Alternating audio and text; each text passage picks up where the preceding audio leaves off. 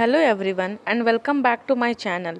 इस वीडियो में हम लोग देखेंगे कि फूड चेन किसे कहते हैं, फूड चेन के कौन कौन से कंपोनेंट्स होते हैं और साथ ही साथ फूड वेब्स के बारे में भी देखेंगे। तो चलिए वीडियो स्टार्ट करते हैं। All living things depend on one another for their existence. जितने भी लिविंग थिंग्स हैं वो जीवित रहने के लिए एक दूसरे के ऊपर निर्भर करते हैं। Indeed all living things depend directly और इनडायरेक्टली ऑन प्लांट्स। वास्तव में जितने भी लिविंग थिंग्स जो होते हैं, मतलब कि जो सांस ले सकते हैं, जो भोजन करते हैं, उनको लिविंग थिंग्स कहा जाता है।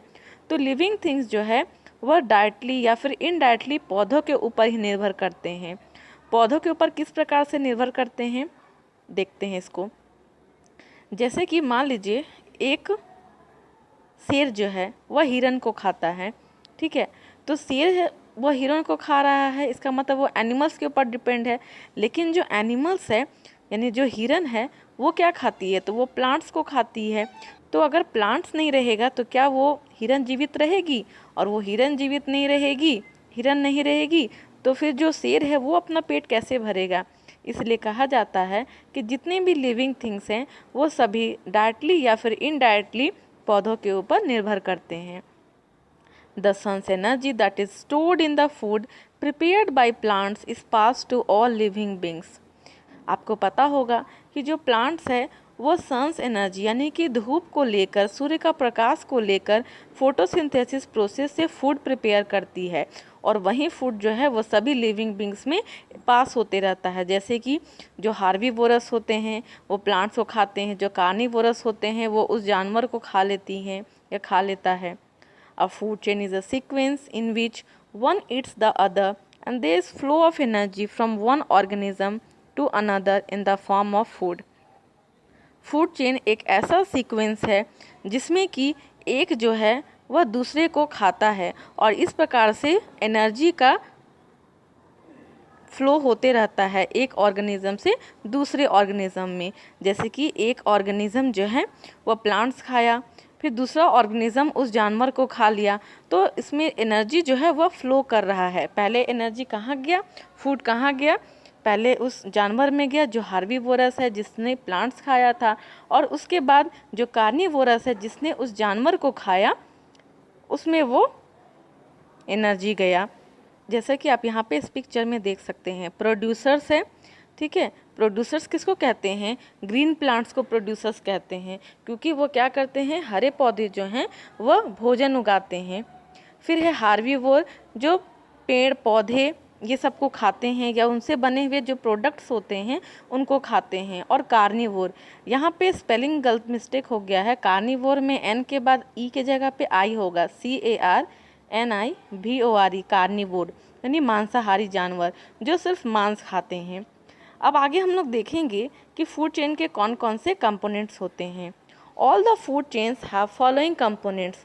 जितने भी फूड चेन्स हैं उनमें ये सारे कंपोनेंट्स होते हैं। कौन कौन सा, पहला है प्रोड्यूसर्स, दूसरा है कंज्यूमर्स, और तीसरा है डीकम्पोजर्स। तो पहला प्रोड्यूसर्स को देखते हैं। These are green plants that produce food. Producers जो है वह हरे पौधों को कहते हैं जो कि खाना उगाते हैं, क्योंकि मैंने आपको पहले ही बताया था कि जो ग्रीन प्लांट्स है, हरे रंग के जो पौधे होते हैं उनमें क्लोरोफिल होता है, और वह क्या करते हैं, फूड प्रोड्यूस करते हैं, फोटोसिंथेसिस प्रोसेस से फूड प्रिपेयर करते हैं। All food chain start with green plants. जितना भी फूड चेन है वह ग्रीन प्लांट्स यानी कि हरे पौधों से ही शुरू होता है। नेक्स्ट है कंज्यूमर्स।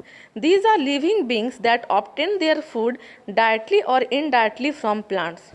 कंज्यूमर्स वैसे लिविंग बींग्स को कहते हैं जो कि डायरेक्टली और इनडायरेक्टली प्लांट्स के ऊपर डिपेंड करते हैं।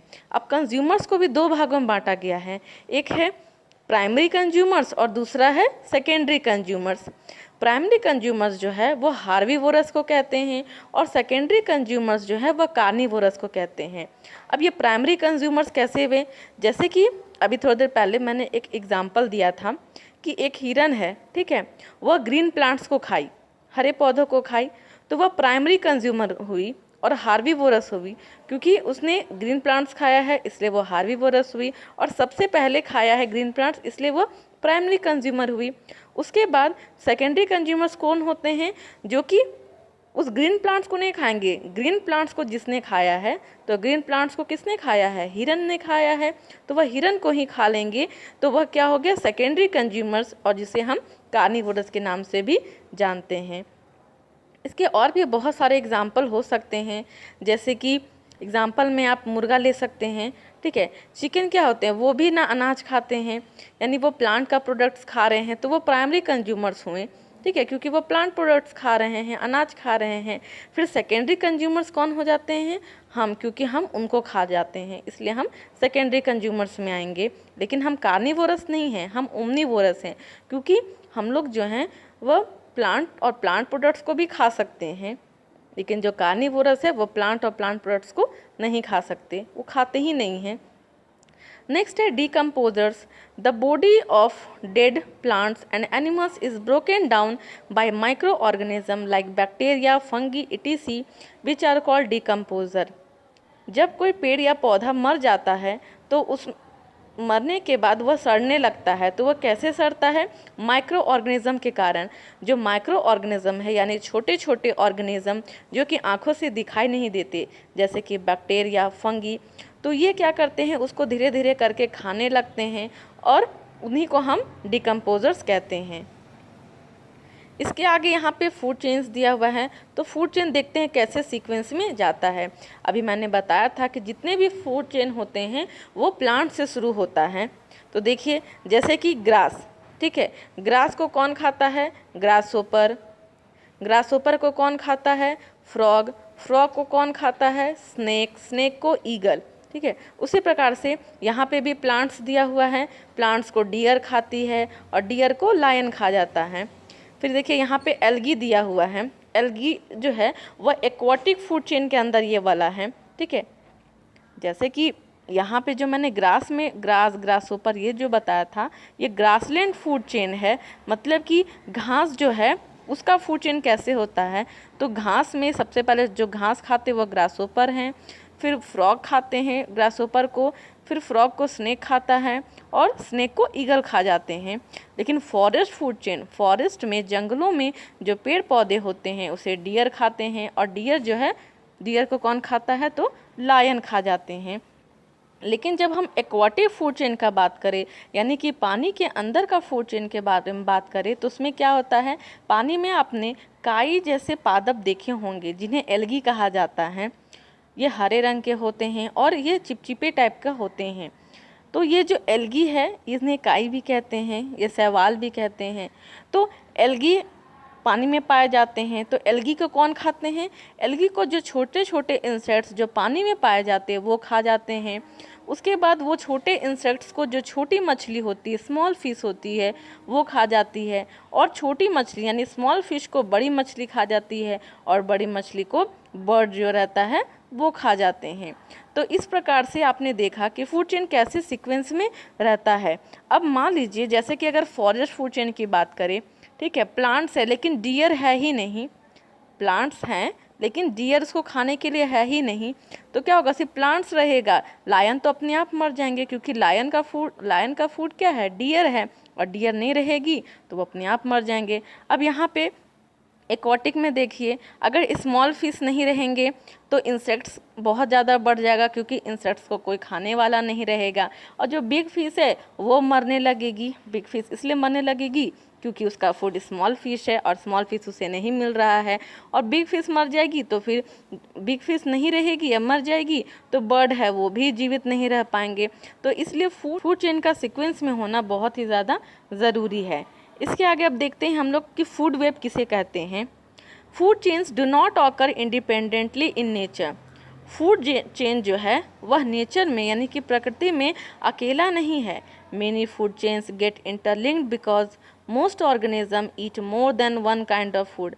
जो फूड चेन्स होते हैं वो इंटरलिंक्ड होते हैं। किससे लिंक्ड होते हैं वो हम आगे देखेंगे, लेकिन इंटरलिंक्ड इसलिए होते हैं क्योंकि ज़्यादातर जो ऑर्गेनिज्म हैं वह एक से दूसरे तरह का भी भोजन को ग्रहण करते हैं, यानी कि एक ही टाइप का फूड नहीं खाते हैं, दूसरे टाइप का भी फूड खाते हैं। इसको हम लोग आगे देखेंगे। Many interlinked food chains form a food web.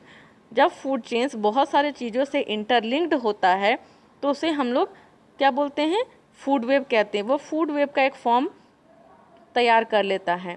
Balance in nature is maintain by food chains and food web.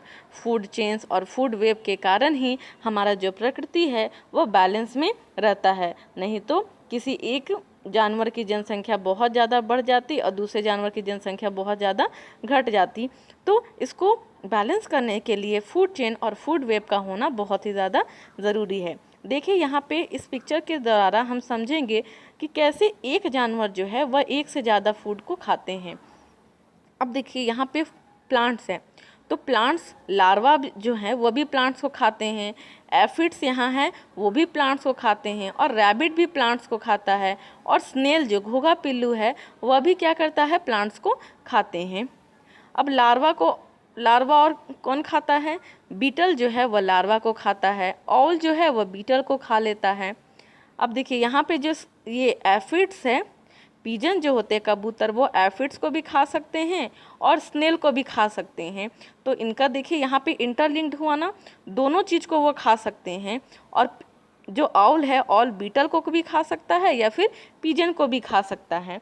तो इस तरीके से देखिए इंटरलिंक्ड है, तो इंटरलिंक्ड है इसका मतलब ये क्या है, फूड वेब है। अब यहाँ पे भी देखिए, जैसे यहाँ पे रैबिट बना हुआ है, ठीक है, तो रैबिट को रैबिट को ऑल भी, उल्लू भी खा सकता है और फॉक्स यानी कि लोमड़ी भी खा सकती है। तो इस तरीके से जो फूड चेन्स है वो क्या है, इंटरलिंक्ड है, मतलब कि एक जानवर जो है, एक लिविंग ऑर्गेनिज्म जो है वो एक से ज़्यादा फूड को भी खा सकती है। तो यही इंटरलिंक्ड से फूड वेब तैयार होता है।